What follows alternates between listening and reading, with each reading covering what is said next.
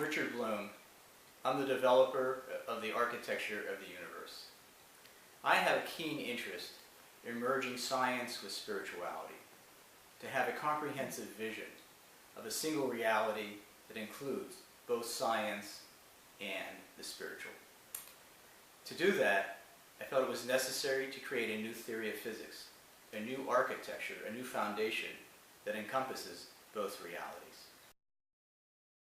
The architecture of the universe unites science with spirituality by extending the spiritual cosmology of a modern-day spiritual master, Meher Baba, and unites that cosmology with Einstein's theory of relativity.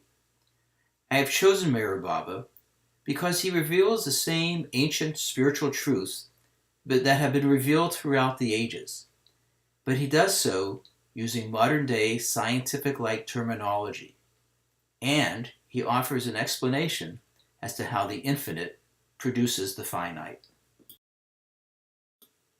In Meher Baba's cosmology, God, the ultimate reality, is infinite and eternal existence. Because God is infinite, it is all-inclusive. There is only the infinite. It is everything.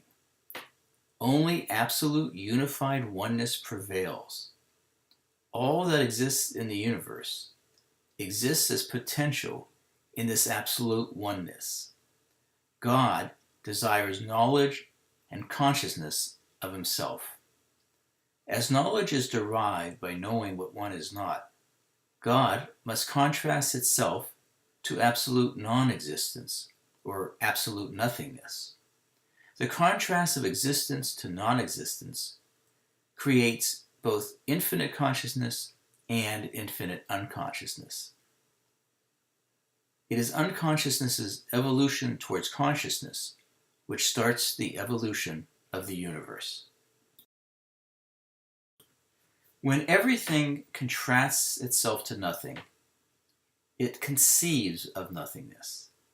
And this very act of conception bestows existence onto nothingness. When everything imagines being nothing, it endows nothing with all of its attributes. Nothing is bestowed with imagined infinite existence. This allows nothing to assume the role of being everything, albeit a false everything. Because false everything is endowed with all of everything's attributes, including its impetus to become conscious, false everything conceives and imagines false nothings. In attempting to become conscious, false everything contrasts itself to innumerable false nothings. Innumerable false nothings are created. False nothings are conceptual. They exist outside of time and space.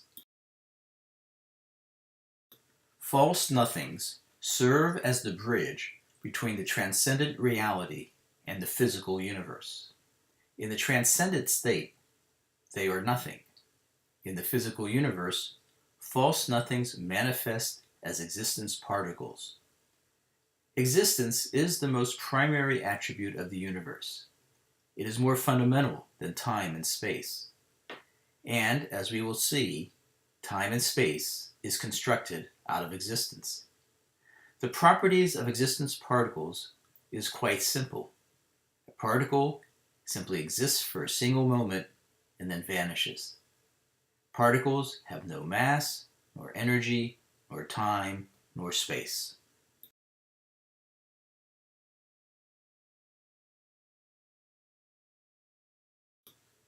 Driven by an intrinsic desire to regain the original state of unity, in which eternity prevails, an existence particle bonds with a partner, a just vanished existence particle. The existing particle plays the role of being everything, and the non-existing particle plays the role of being nothing. But a particle can only exist for a moment. When the existing particle becomes a non-existing particle, it immediately bestows existence onto the non-existing particle. That non-existing particle re-enters existence. Then there's a flip. The currently existing particle vanishes, and it bestows existence onto the original existing particle. It is the flipping between existence and non-existence in a bonded pair which creates moments of time.